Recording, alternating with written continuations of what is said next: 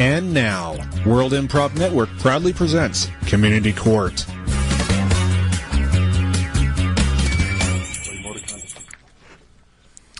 When two parties cannot solve a dispute, Community Court is there to solve the problem. All rise for the Most Honorable Judge Kenneth Vicarro. Hello, everybody. I have a headache. You don't need to know that. Okay. I can get you some Excedrin, Judge. No, I'm going to tough it out. I'm a man. You're a real trooper. Oh, gosh. Now you know why I have a headache. All right, Junior, just keep your pants on. All right, so today we have our plaintiff, Chuck Winfrey. Young man, you are 12 years old, and you have a complaint against TSA. They mishandled your cargo, and you're suing them for violating their own baggage handling policies. Is that correct? Yeah. Yes, that's correct. And what items was it? What objects were mishandled? Well, it was really just one. It was an urn that I had. That had was there my anything mother, inside? My mother, her remains were inside. Oh my God! I mean, I knew that, but just to hear it come out of your lips is all the more. The only mother I had. I know. Hey, hey, Chuck. You know what? Me and Junior are right there with you, man. Okay. All right. Can you be a tough little trooper for us today and state your case against the TSA? I will. All right. I was. Hey, Cliff. Can we? Hey, man. Hey, Chuck. Do you want a juice box? Some grape or apple? You got a favorite flavor? I like juicy juice orange. Cliff, could you? Yeah, I'll see what we can do, Judge. All right. Thank you. All right, and we have our defendant representing the TSA, Mr. Kent Nagasaki. Hello. Now, you have been in charge of TSA operations in the Midwest region for the past 6 years. Can you speak to Mr. Chuck Winfrey's case here, his accusation that property was mishandled and violating your own baggage handling policies? First of all, Your Honor, I would like to say that the plaintiff, I think, is too young to be suing the TSA. Well, that's my choice. I'm going to see this one out. Sorry. I understand that it might seem silly. Sorry. Apologize. Hey, you look at this kid. I know. I am looking right now into his eyes, and I see pain and tears, but I think it's because he's got the wrong flavor juice box in his mouth. That's not orange. It looks like cherry. Maybe that's all we had, Judge.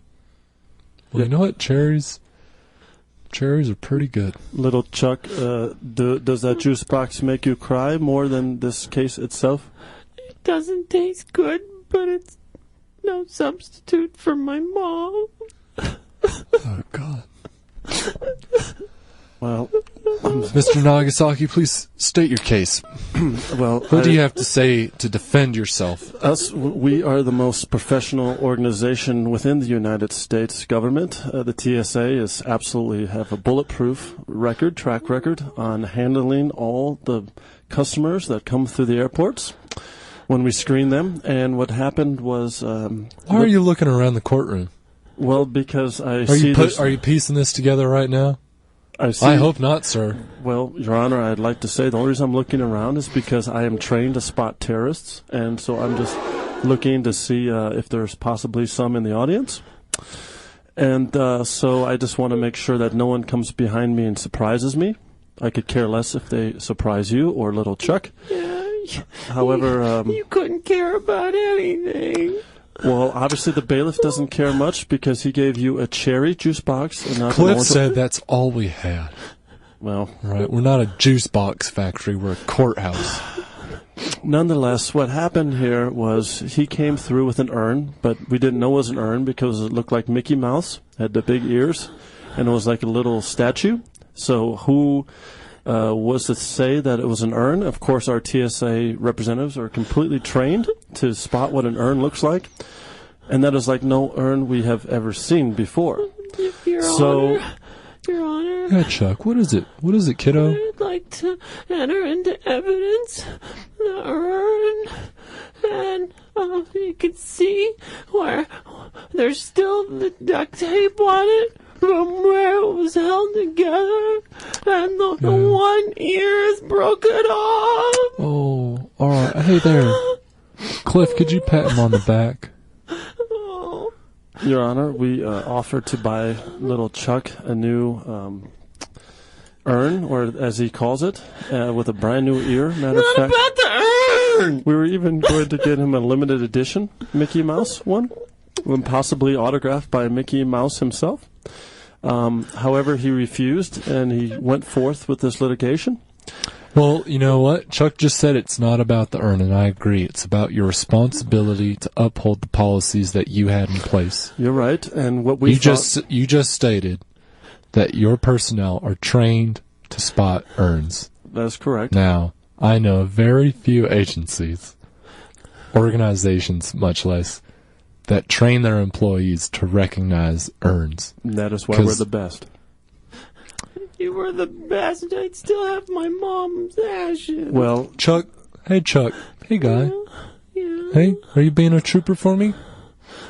Can you keep your chin up? You're trying? That's good. I just want you to keep trying, alright? It's hard, Judge, but I'm assaulted with all this double talk and lies. I know. Litigation's a tricky business. Yeah. But can you do me a favor? Can you do everybody in this courtroom a big favor? What? Huh? Well, are you up to it? I don't want to ask you. I'm a trooper. All right. Can you relay the events surrounding how the TSA handled your urn and the remains of your mother therein? Yeah.